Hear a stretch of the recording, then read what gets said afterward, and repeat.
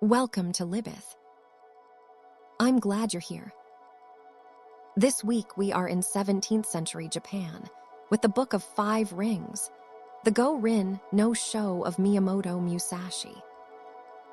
Today we take the first two themes from Monday and pull them all the way. On Monday, we named 4 themes that make the Book of Five Rings worth a week of serious attention.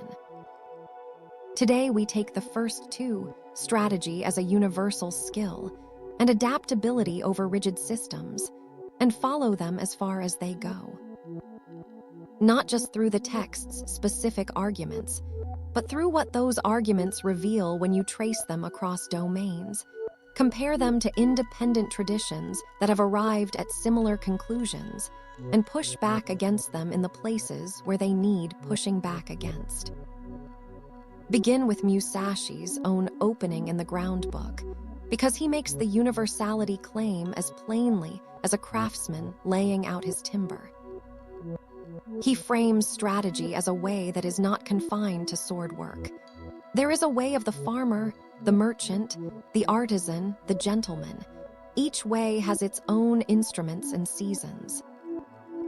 And then he places the warrior's craft alongside those, saying the true virtue of strategy shows itself when you use the principle beyond mere fencing. He uses carpentry as his longest, most patient example. The foreman carpenter has plans. He knows what timber to use where, the clear, straight pillars for the parts everyone sees, the knotted but strong wood for the hidden frame, the weakest timber only fit for scaffolding or firewood. And he assigns tasks according to each worker's ability, moves among them, knows their morale, encourages them when needed, and brings the building to completion through judgment exercised at every scale. That picture is not a decoration. It's the structural image of what Musashi means by hyoho, his word for the craft of strategy. Hyoho is usually flattened to strategy in English and thereby boxed into generals and battle plans. Musashi's hyoho is closer to tech, the Greek idea of a crafted skill that shapes perception and action across situations. He insists that the warrior's way is twofold, pen and sword, and that mastery is less a matter of flashy technique than of an inner capacity. From one thing know 10,000 things. From the practice of one form, see its forms in every domain. The carpenter's plan teaches the commander how to deploy men. The foreman who matches tools to tasks is the same mind that sees how to use timing and place in a duel. If you let that thought sit with you, the universality claim morphs from a bold slogan into a tight logical pressure. Wherever an agent must perceive a complex situation, decide in time, and apply a limited repertoire of means, hyoho as mastery applies. The strongest support for that pressure comes not from Musashi trumpeting it, but from the way similar structures of skill appear in traditions that could not have copied him. Start with Sun Tzu. Both texts prioritize perception over force, timing over brute application, preparation and positioning over the final clash.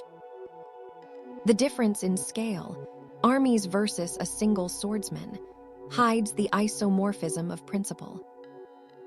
Then, in a different key, think of improvised music. Musashi's Void and Water books describe a performer whose form has been so internalized that there is no more explicit plan, only perception and action.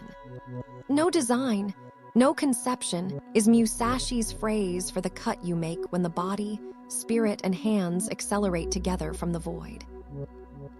Jazz musicians at their highest moment are doing the same cognitive work.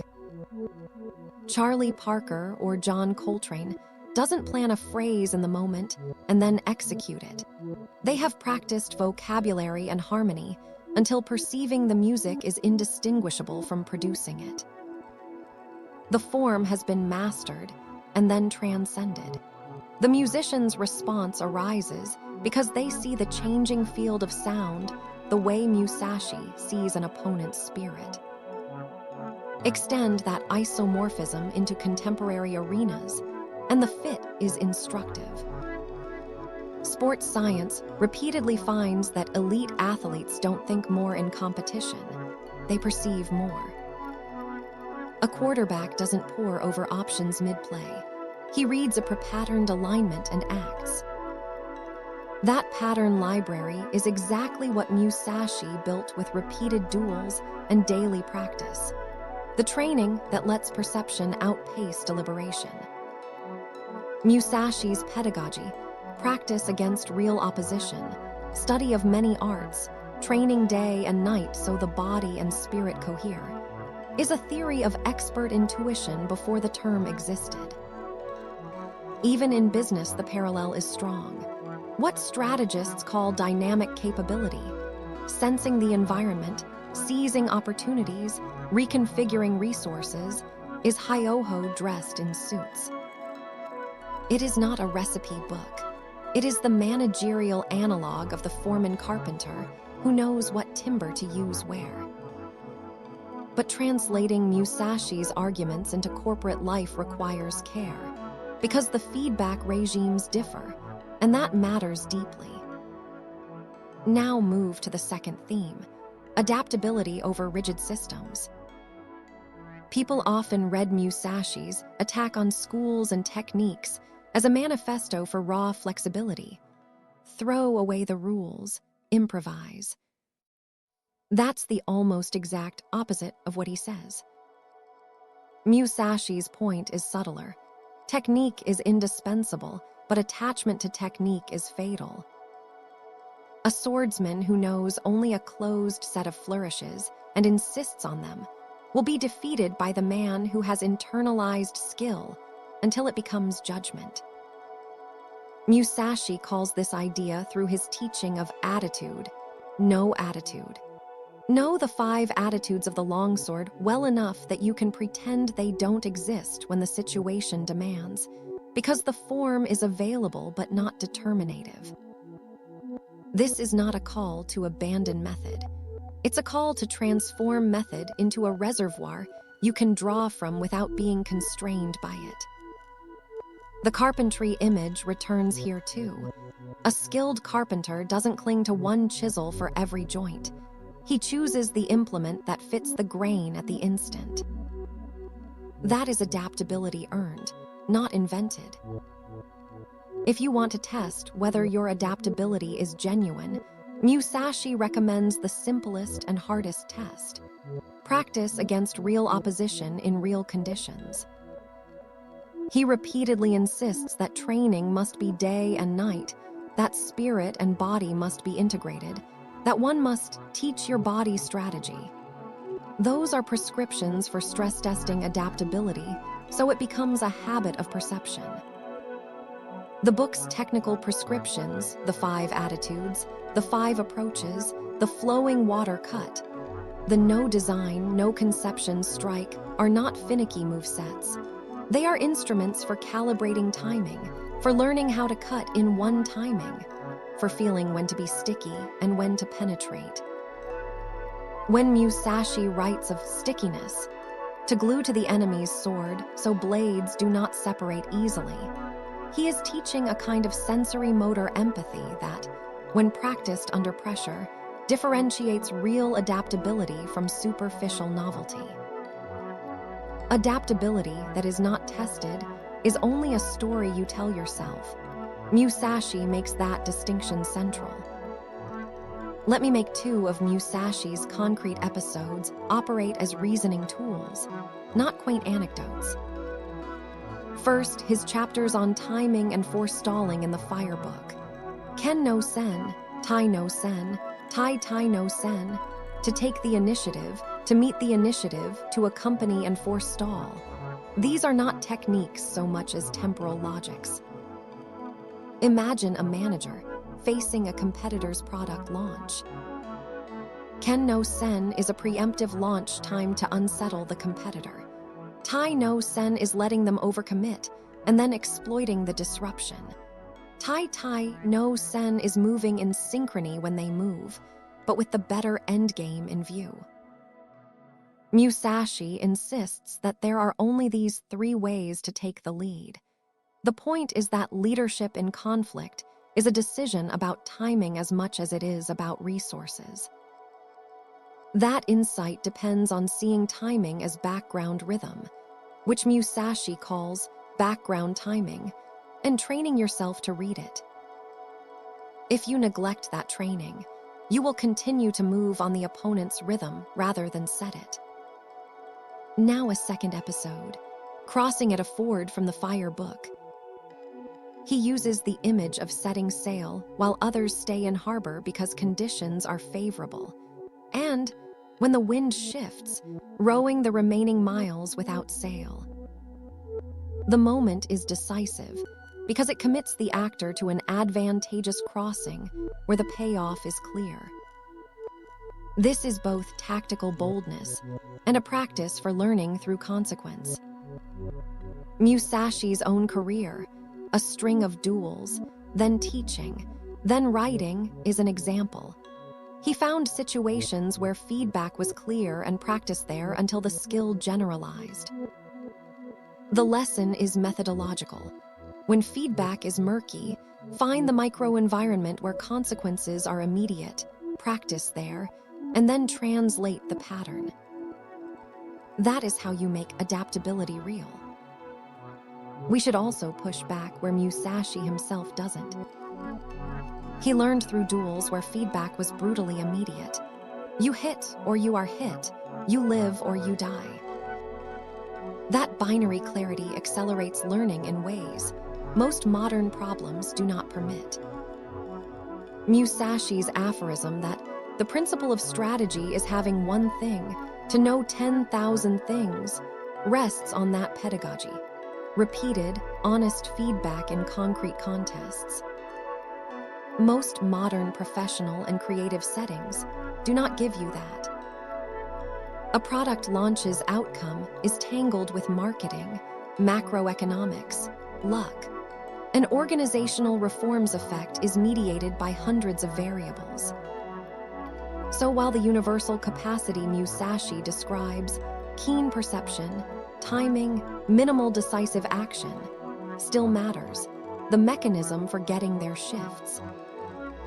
You must build surrogate feedback loops, red team exercises, market experiments with quick learning cycles, rehearsal spaces that approximate real pressure. Musashi would call this intelligent scaffolding. Find the ford in your domain and cross it again and again until the pattern is in your hands. There is one more important wrinkle Musashi gives us in the ground book as both warning and prescription. Beware of schools that become ornamental. He hates the cult of techniques for show, the dojos that teach display. Immature strategy is the cause of grief, he says. Attitudes that are all surface and no interior are traps. His critique stretches from the long-sword schools that worship length to masters who fix their eyes on the sword rather than on the heart behind it. The remedy is not to be flashy or to disdain form, but to internalize form so thoroughly you can drop it when the situation demands. That is the water book's message. Water adopts the shape of its receptacle, sometimes a trickle, sometimes a wild sea. Practice the forms until the spirit of water wells up inside you, then let the forms go where they must. This is where the musical parallel returns. The no design, no conception cut resembles improvisation post-mastery, and where the practical test returns. Can you, under pressure, drop a practiced posture and act from direct perception? Musashi gives 3 practical anchors for that. Train your gaze. He divides seeing into perception and sight, urging a broad gaze that reads spirit, not merely motion. Train your timing. Learn to hit in one timing before the enemy resolves. And train your minimal action, the smallest movement delivered at the right moment that decides the contest. Those are practice instructions, both physical and cognitive. They are also diagnostic. If your adaptability looks like inconsistent improvisation, you lack the anchors. If it looks like polished technique that never flexes, you lack the improvisational reservoir. The goal Musashi sets is the difficult third possibility, deep skill that has become availability, not habit. Finally and quietly, Musashi gives a method for translating his way across domains. Know many arts, study the ways of all professions, distinguish gain and loss in worldly matters, develop intuitive judgment, perceive what cannot be seen, pay attention to trifles, do nothing useless. Those injunctions are not platitudes. They are the manual for building a pattern library and a sensitivity to timing and place. They explain why the carpenter example is not mere flourish. The foreman judges timber types, worker abilities, seasons, foundations, and in that combinatory attention, the general's skill emerges. If you take these prescriptions seriously, you see how to convert Musashi's dueling pedagogy into modern practice without abandoning his central insistence. Test your adaptability honestly, cultivate deep skill, and never mistake technique for wisdom. Let me push back against the universality claim now, because it needs pushing back against, and Musashi does not do it himself. The Book of 5 Rings was developed through 60 duels. 60 situations where the consequences of strategic error were immediate, specific, and fatal. The quality of feedback in those situations, whether your perception was accurate, whether your timing was correct, whether your minimum action was actually sufficient, was instantaneous and unambiguous. You won or you lost. This quality of feedback is precisely what allows the kind of rapid learning that produced Musashi's development. Most competitive situations in contemporary professional, creative, and social life do not have this quality of feedback. The business decision, whose consequences will not be visible for 18 months. The management approach, whose effects are confounded by 100 other variables. The creative work whose reception depends as much on marketing and distribution as on the quality of the work itself. In these domains, the feedback loop that Musashi's practice system depended on is absent or severely degraded. The capacity to develop through practice is real, but the specific mechanism, tight feedback from real competition, is harder to replicate. This is a genuine limitation of the universality claim, and it points toward something important. The Book of 5 Rings principles are most directly applicable in domains where feedback is relatively clear and consequences are relatively immediate. In domains where feedback is delayed, ambiguous, or confounded, the principles require more careful translation, and the kind of rapid development through practice that the dueling context made possible is harder to achieve. Musashi would probably acknowledge this.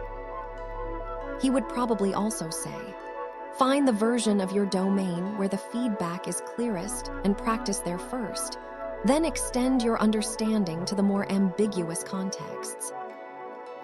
That is, essentially, what he did across his career. From individual duels to the management of students to the writing of a text that applies his principles to domains beyond sword fighting. Tomorrow we close with timing and minimalism, the third and fourth themes, and the most concretely practical things the Book of 5 Rings has to offer. That's all for today on Libeth. Now we take the final 2 themes, timing and minimalism, and follow them all the way. If you want to follow the whole journey, subscribe, a new book every week. At least we try.